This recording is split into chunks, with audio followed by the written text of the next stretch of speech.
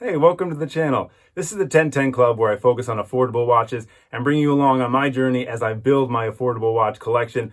My name is Jonah, and first things first, no, I'm not the love child of James Franco and Beaker. I just haven't cut the top of my hair since quarantine started, and now I just want to see what happens. New videos every Tuesday and Thursday, so please do subscribe to the channel. On to affordable watches. I've been building my $500 watch box Hall of Fame recently. A more in-depth explanation should be over there, but basically I'm seeing how many watches I can buy, how many quality, affordable, diverse watches I can amass, all for a grand total of $500. So eBay has been a big friend of mine, and one of my favorite searches is vintage Seiko, and I found a great one recently for $35. Well, technically it was $46. I offered $34. He said no. It sat for like 2 weeks. I said, how about $1 more? He said yes, and here it is on my wrist. It's a caliber 7009 from 1995, so don't get mad at me for calling it a vintage Seiko, because I already did. However, my big question about this watch is, how does the lume stand up? Seiko is lume king, but what happens after 25 years? I want to show you, but I also want to show you this watch because I kind of fell in love with it. I have to admit, as soon as I opened it, my first plan was to return it immediately. I'll tell you why. There are some negatives, but I ended up absolutely adoring this watch. So let's get it out in the sunshine, charge up the lume, show you the watch, then we'll come back in here and do the test. Some quick dimensions as the watch sunbathes.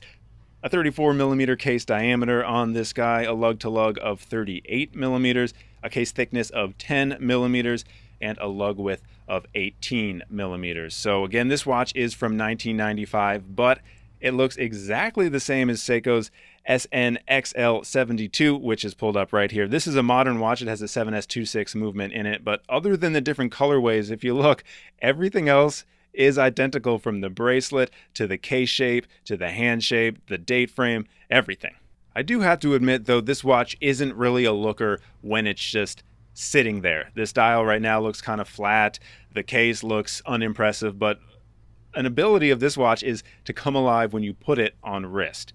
So let's do that and look at it one more time. It just comes alive. You can see the sunburst gold dial is gorgeous, and it really catches the natural light wonderfully. It also shows off the applied indices, the depth of that dial, and when you turn it and catch the sun, I think it looks so classy. Has that stainless steel chapter ring, which not only lends to depth, but you can't misalign a chapter ring if it's just stainless steel. Also, just look at how at home this watch is with these vibrant colors. I love it with these big bright reds and the greens from my garden. Those are zinnias too, if you're wondering. It also just makes for an awesome backdrop to this watch. Again, that sunburst dial, looking classy. I love the way the sun plays with this watch. It also, though, does show that the bracelet is a brushed steel, not high polish, so there is a kind of a disconnect between the bracelet and the watch face. But my favorite part of the day, and you saw that tease in the beginning of this video, was when I was looking at this watch, and again, look at that chapter ring, we got a visitor. I was minding my own business, again, just lost in the dial, when that guy came.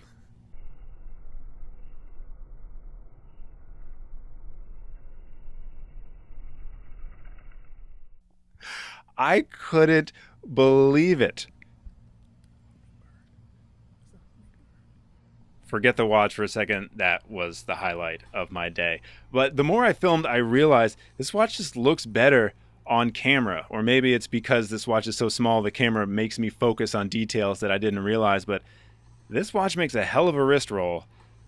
And again, it's like this kind of refined elegance, but it still is a sports watch, so it's at home anywhere. This watch reminds me of my Casio A168W. Number one, they're both classically designed and they've stood the test of time.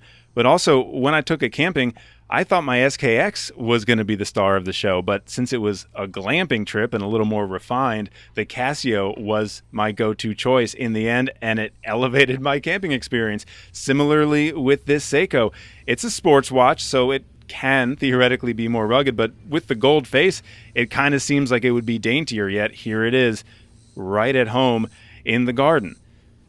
So much so at home, I'm going to give you one more shot. Just look at how elegant the case shape is, the sloping line leading right down to that beautifully tapered bracelet.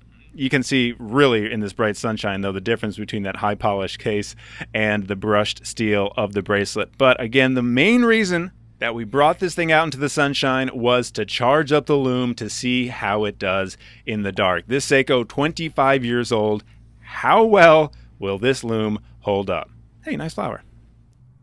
Okay, so I immediately brought it inside, and this is just in the shadows of my kitchen. So I got excited because you could see those hands are glowing green.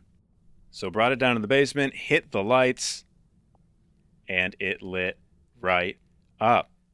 Fast forwarding now, you can see the Lume dots around the dial are the first to fade, but those hands are staying relatively strong. This isn't the longest time. I think this is about 1.5 minutes that we're going to see elapsed, but those hands, unfortunately, they're squished together, are glowing. So I wanted to do a bigger test. I got it next to the Casio Duro, and for about 2 seconds, you think they're the same. Clearly, I'm not going to be making any overreaching claims. The Duro is new and it's going to be way better, and it is. But to answer the question, how well does 25-year-old Lume hold up on a Seiko?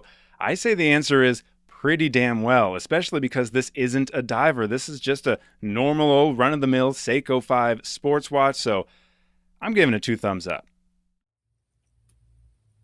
Okay, we do have to cover some negatives before I wrap this video up, and the biggest one for me as soon as I opened the box, and the reason why I almost immediately returned it, was the size. This is a tiny watch. You can see it in comparison to my thumbnail. This is a little guy, and I was not expecting that. The photos, and I'm willing to bet it was on purpose, made this watch seem bigger. The scale was way off. Every photo was this close. I said, ooh, cool, a 35mm watch. This will be great. The face of this watch is only 28 millimeters across. This is a small watch. I have a 7¼ inch wrist. I thought it was never going to work. It did end up working for me. I do like it, but also if you have a smaller wrist, that's not even going to be a problem. So moving on to a more universal problem would be the noise. The rotor is noisy. I bet you can hear it.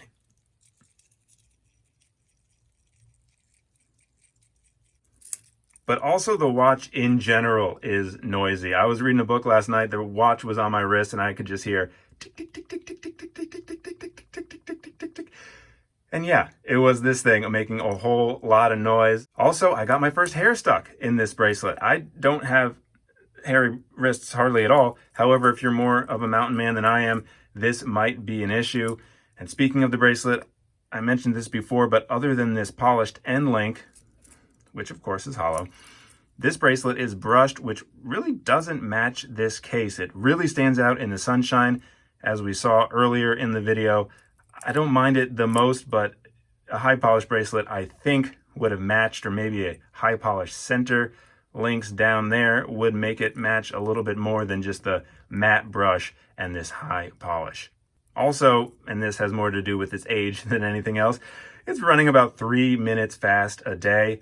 Again, I'm not going to be too complaining about that because I'm not going to wear this watch every day. I really don't mind setting it every time I pick it up, but there is that. Also, and this isn't the watch's fault necessarily, but you can see whoever took this case back off last misthread it, so there's like a gap. So I'm willing to bet there is close to 0 water resistance, although again, I'm sure I can rethread that and it should be fine. So all that out of the way, I think this is an awesome value watch for $35, plus it's 25 years old and it still shines with Lume. No, not the way it originally did. No, not as good as the Casio Duro, but to have that amount of Lume, especially those dots around the dial after 25 years, I think is so impressive. So this gets inducted into the $500 Watch Box Hall of Fame. Let's grab it, reset, hold on. Here it is, the Spindrift watch box, not sponsored by Spindrift. Unless you want to, Spindrift, holler at your boy. And let's induct the latest members. So we have the Casio, and the latest watch to go on this luxurious pillow of toilet paper roll is my Seiko 5 7009 caliber right there. So $35, $55, and was it $15? So $105 so far in this watch box. Did I do that math right? Oof. I hope so. And we're not even halfway finished. So I think we can be adding a lot more watches to this box in the future. And again, everything in this watch box total will only be $500. Thanks so much for watching. New videos every Tuesday and Thursday. Please do subscribe to the channel. I would really appreciate it. Hit the thumbs up button if you like the video. And even though this is early in the channel, I can see what videos are gaining more attention and what videos you can care less about. So the more you watch and the more you like, I can steer it in the correct direction. Also, comments help. So if you have a watch you want me to check out or any other thoughts, theories, or you just want to say hi, I would love a comment below. All right, I'll see you either on Tuesday or on Thursday.